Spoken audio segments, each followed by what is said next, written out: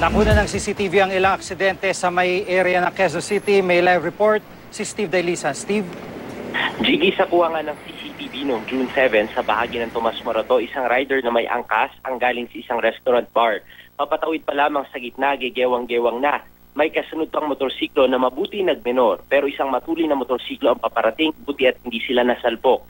Agad rumesponde, Jiggy, yung mga tauhan ng barangay. Pinatabi muna yung motor, saka pinagtaksi na lamang dahil lasing daw ang mga sakay. Sa kuwang ito naman noong June 2, galing Mother Ignacia ang motorsiklo.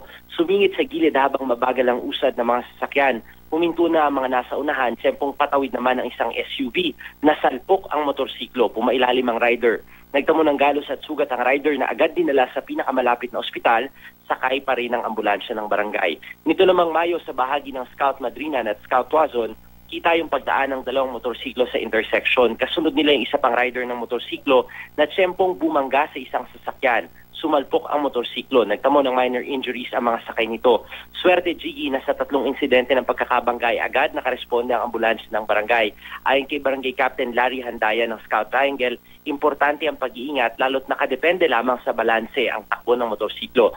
Sa talanga ng MMDA Traffic Engineering Center, Jiggy, sa nitong 2014 ay abot sa mahigit 20,000 ang bilang ng mga rider ng motorsiklo na naaksidente. Mahigit 10,000 sa kanila nagtamo ng sugat at bali sa katawan at mahigit 200 ang namatay. Kaya doble ingat para makaiwas sa disgrasya. Jiggy.